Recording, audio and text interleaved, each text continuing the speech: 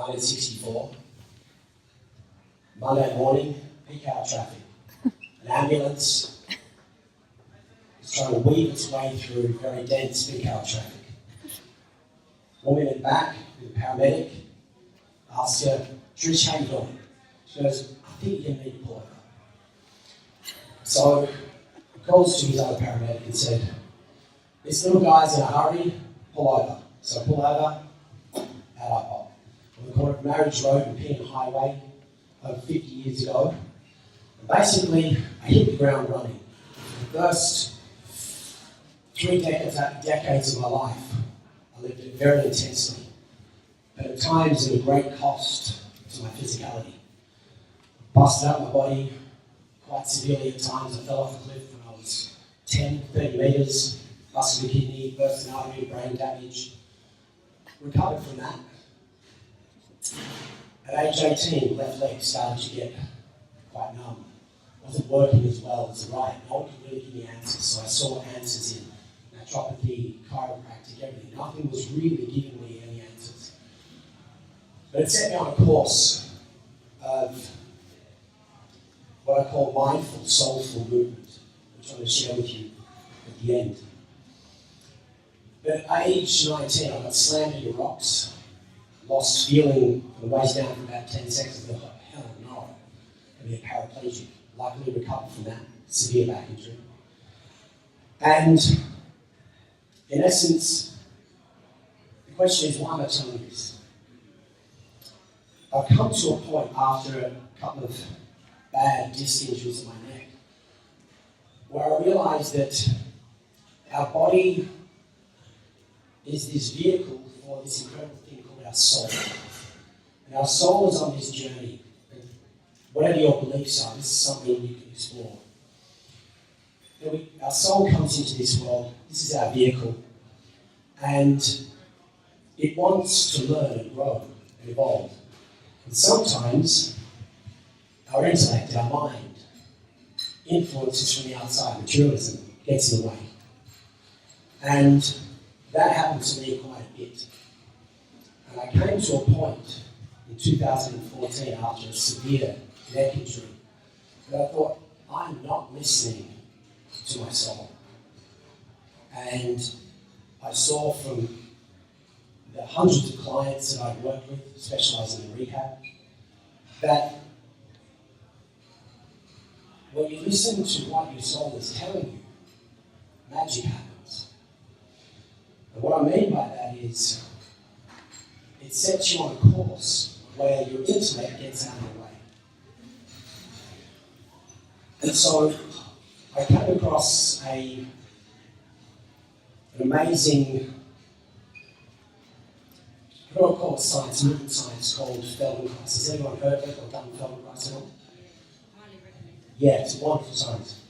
That was 6 months into doing, having my personal training studio open. I was working mega hours and perfect storm of events, and my neck was over-adjusted and ended up in hospital. Hopefully, luckily, didn't have to have an operation, and from there, I thought, I've got to look at this. And I thought I was on the right path.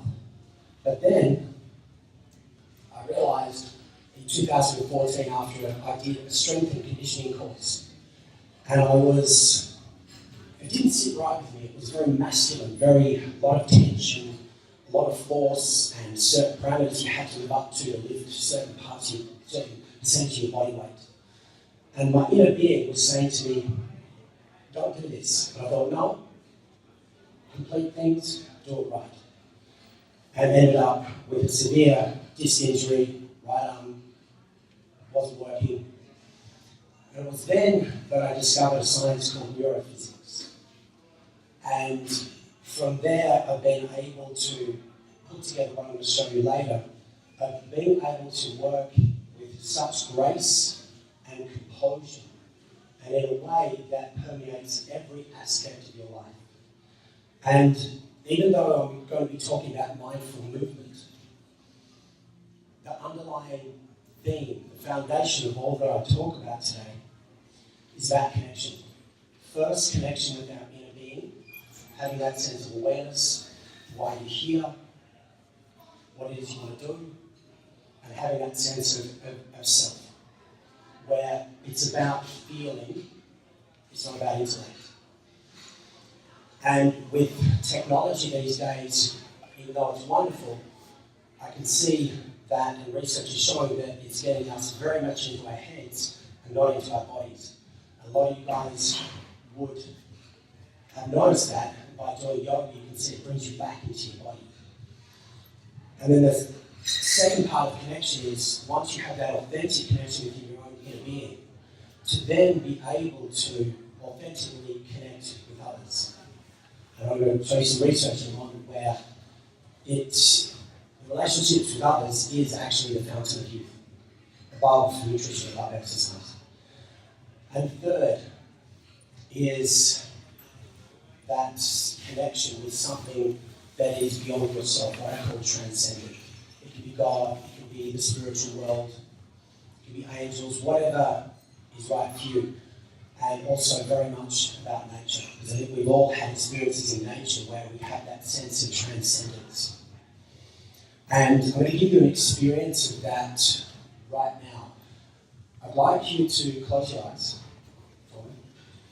Go to a time in your life where there was no past, no future. You were completely present. You were totally in flow. It was so joyous. It gave you the most wonderful feeling in the world. Now open your eyes, and I'd like you to grab a partner, and it'll be 30 seconds each, and I'd like you to share that moment with your partner. So grab a partner, grab a partner. That's it. Just join up. One time, 30 seconds. That's it. And just, if you wouldn't mind, just sharing that with your partner. Just that moment, if you wouldn't mind. Just thinking, trying to embrace it. Sister.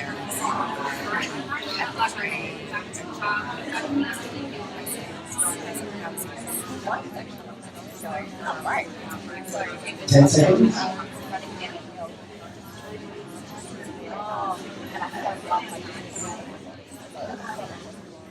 Wow.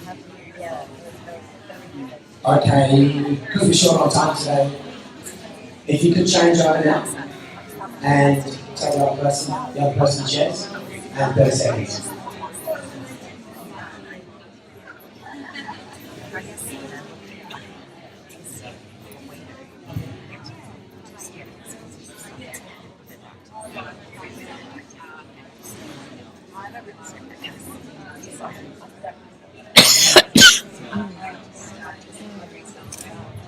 Okay, so if you wrap it up there,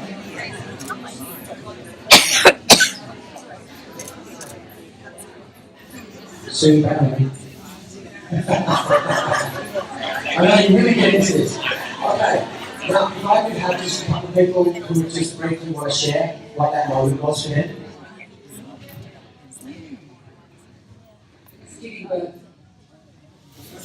Yeah, that's a cool one.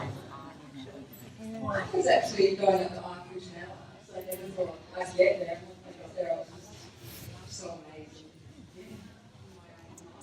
In my own life. Were you with someone or? With my twin sister, and I just never thought that I would get to travel because of things that happen in life, maybe. Beautiful.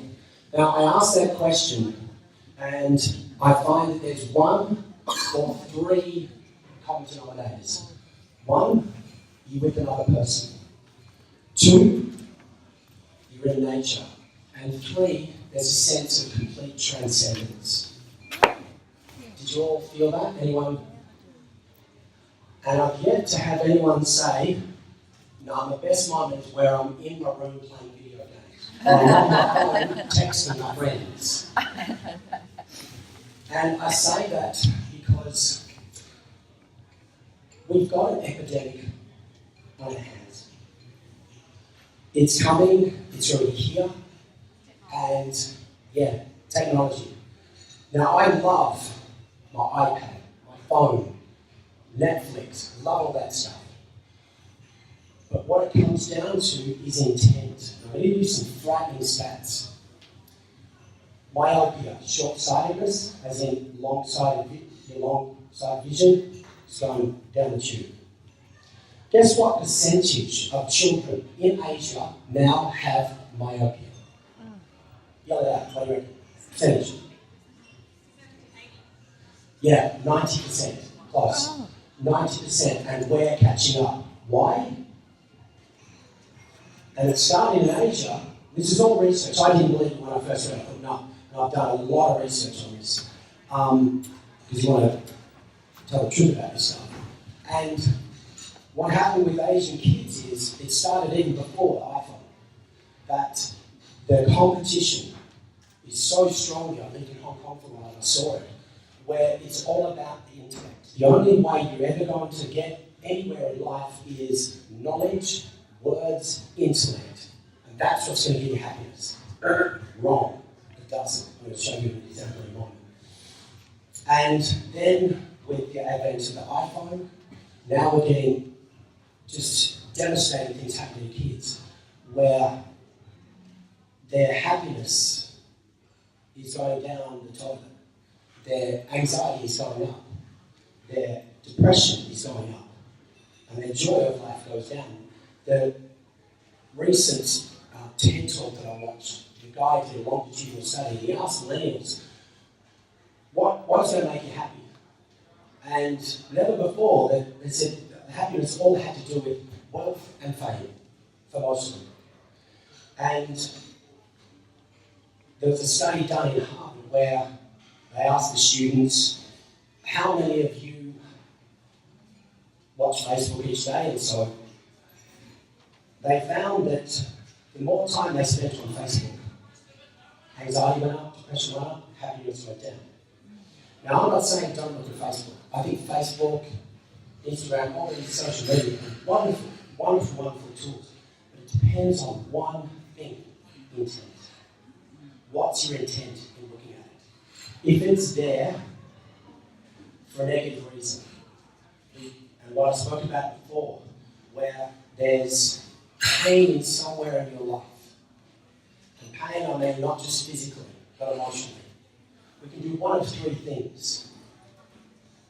We can ignore it, we can numb it, drugs, alcohol, sex, working too hard, or we can embrace it. And I pretty much did all three for the last 40 years on various things. And starting to see now, to make that decision to say, okay, if I'm looking at this, am I doing it to numb?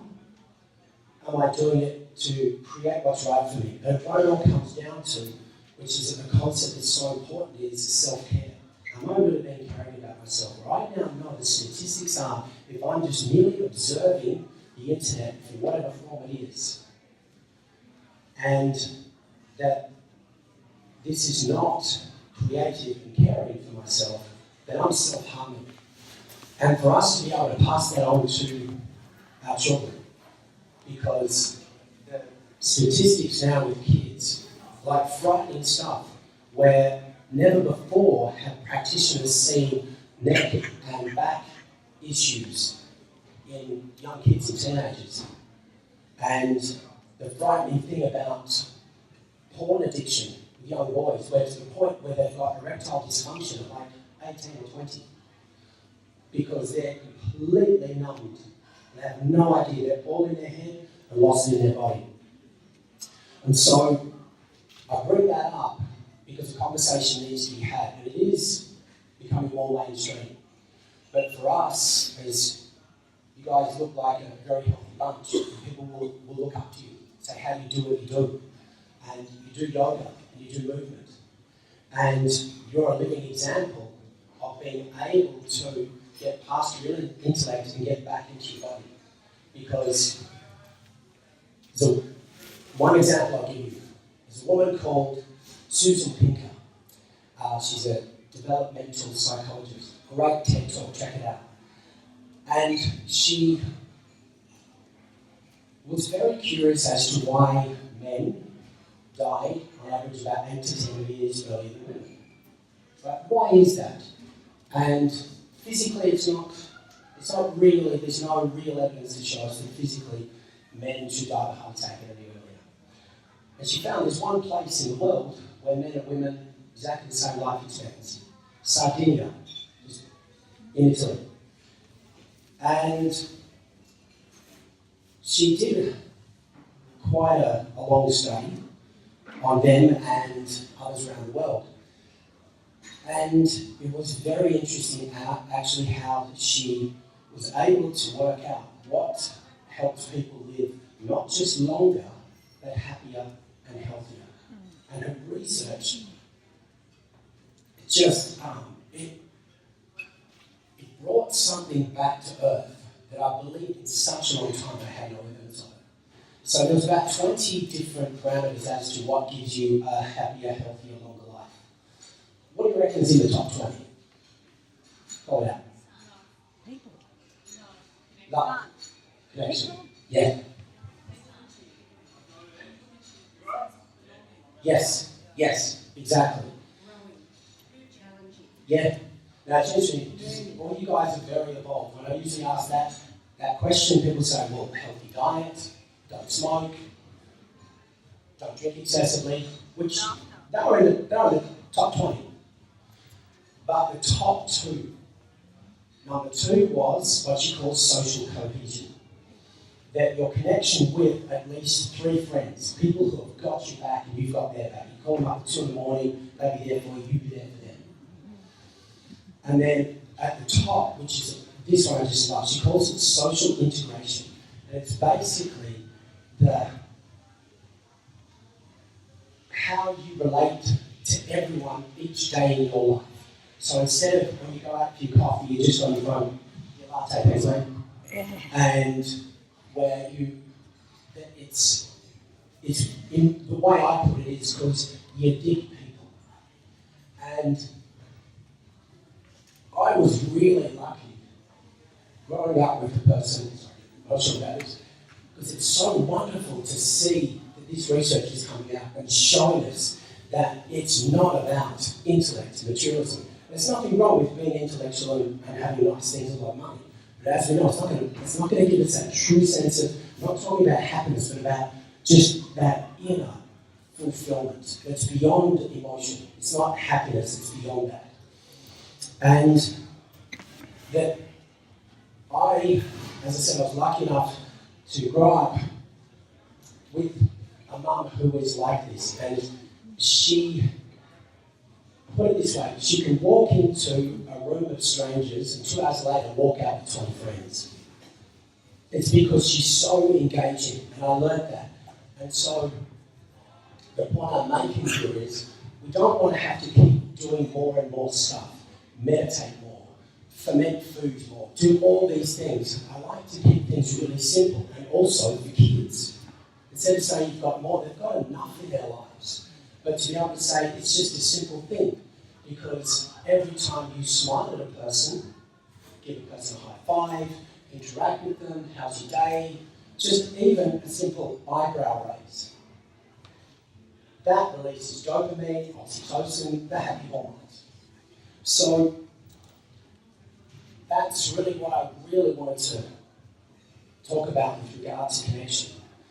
Now to how this all relates to mindful movement, soulful movement. Now neurophysics is all about a sense of flow, what I call grace and composure. And I'm going to take you through a very simple movement, just a simple squat. If you can't actually do a squat, then if you have to do a deadlift, forward bend, just something, anything that you're comfortable with, but the principles are transferable to anything and everything you do physically. But also it gives you a sense of great resilience. I've had a few clients where I would show them this movement science and very simple yet powerful principles of how to move and the way to treat it emotionally and mentally. And they said it totally changed the way I relate to my family, to the people who work for me, and I just feel a sense of just stillness now. So I'm going to get you all up and standing. But first I'm going to take you through, I spoke about in the flyer about breathing. And once again, I like to keep things really simple. my clients and people I teach, I like them, even in their first session, to be able to walk away and say, I now have something that I can do for the rest of my life. And I sometimes say this, and the postural stuff I'm going to talk to you about, I say to my clients, like, I'd like you to do that, but just for the rest of your life. Like simple stuff you can take with you. So, breathing first. If you can train yourself to breathe in your nose, but also out your nose. Now, I know there's various methods of breathing to take your Wim Hof and certain Kundalini yoga where you breathe out your mouth. What I'd like you to do this time is breathe in and out your nose. But I'd like you to breathe so slowly, it's like you're trickling water into a glass. As slowly as you can. So if you just close your eyes and do that, and I'll still guide you somewhere I'd like you to do it. And when you breathe in, if you need to open up your airways, just put the tip of your tongue on the top of your mouth and you find it open up. Now when you're doing these very slow breaths, take your concentration and your attention to your shoulders to see whether or not they are raising. Because what you want to be is a horizontal breather, which means your lungs are expanding out laterally, horizontally, but you're not raising your shoulders up. And when you breathe in your nose, the human body is just this magical creature that we have in our paranasal sinus, the sinus next to your nose. It's often called nitric oxide. That's a dilator. And so by breathing very, very slowly through your nose, you pick up that nitric oxide. Now I'd like you to take your attention to breathing into the back of your ribs. So the lungs go out the back and the sides. So breathe to expand, but don't force it. More of an allowing. And then from there, bring that air up into your chest. Often with all this belly breathing you do, the chest gets left behind. And chest is about expression. So you want to breathe all of that there. Good. Now, if you open your eyes, we're going to do a very simple exercise, a squat. And if you start with feet parallel to each other, and gently push your knees out, where you're pointing your kneecaps out towards your little toes. So, point them laterally. And then you're going to lead with the top part of your hamstrings, where your glutes and hamstrings join. So instead of the arch back, which probably produces a lot of tension here, I want you to gently, almost like you're pulling yourself, not pushing yourself down, but you're pulling yourself down towards the floor. And take it as long as you can. Now hold that point there. I'm doing it sideways so you can see that the shin movement hardly forward at all. And then you're going to come back up, push your knees wide, and do it really slowly. Now we're going to do 10 super slow reps. And it may get quite challenging, but to say to yourself, this is merely information from my brain going to these muscles. So try not to emotionalize it and say, oh my God, this is really hard. And to keep a zen face. And so by being able to do this, and where you move on to a little bit faster, where it's really slow, and where you hold the bottom, and then coming up this slow. And if you get a shake like this, that's a good thing. It means your body's getting rid of noise. It's part of neurophysics.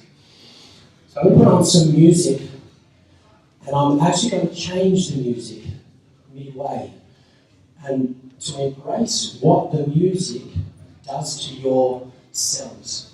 So when you're doing the squat, you invite every cell of your body, even though you're doing a squat, but to invite your whole cellular structure, every limb, to participate.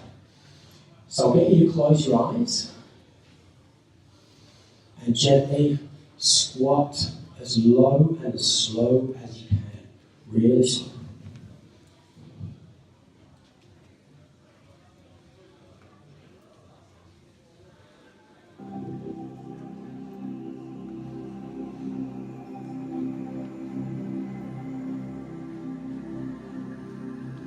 So see if you can keep your eyes closed. And as slow as you can.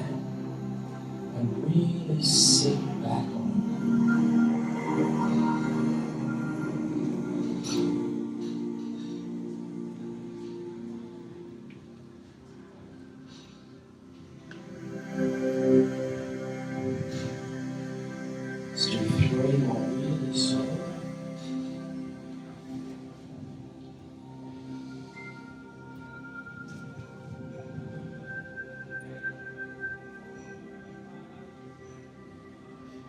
Now, if everyone goes all the way to the bottom and holds it there,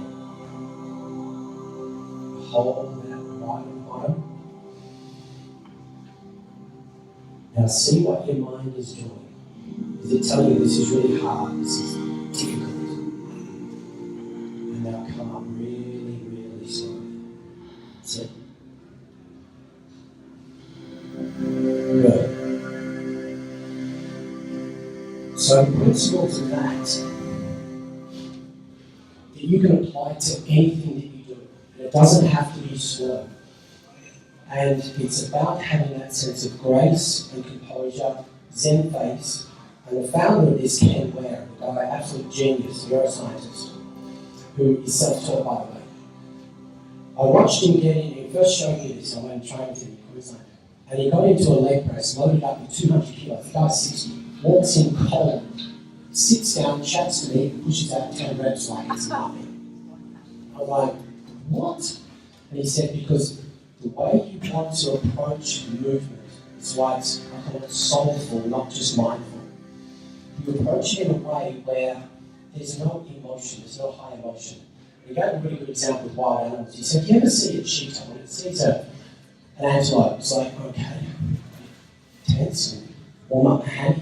It's just, no, it's just 0 to 60, 5 seconds.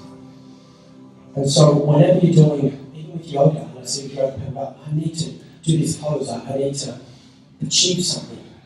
But instead, to see it as, what's my inner world, my soul asking me to do rather than what I want to do physically. Does that make sense? Mm. And so, we're going to finish off with one thing that there's a guy called Superman, he's a DJ, as an SUPA. And he said instead of dancing like no one's watching, he said no, dance like everyone's watching. Dance for those people who can't. Dance for those people who are suffering. And to release that sense of inhibition. And because every time you do something that is good for your soul, it vibrates and helps the whole planet. The frequency of the planet increases. So what I'm going to get you to do, we don't have as much space, but I will get you to close your eyes, and I'm going to put on a silly song, fun one, and I'd like you to see what your body does, rather than saying I've got to dance a certain way, because I want you all dancing with me, please. And where you do what Michael Jackson said, he said, you let the music dance you, not the other way around. Okay? So everyone just close their eyes, and let's put it on.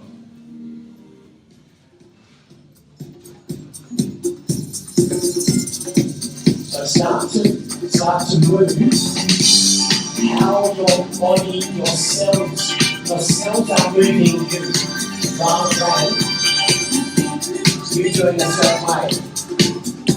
Close your eyes, and it's like the whole world is cheering you on. They're all participating.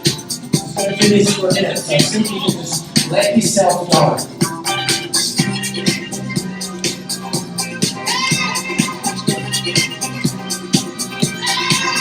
Okay, let's do the hands up. So, get into your body, get into your stomach, your legs, out of your head. Now, I want you to put on the biggest smile you can muster. The biggest smile. Even if you don't want to. So, big smile, big smile, big smile. That's it.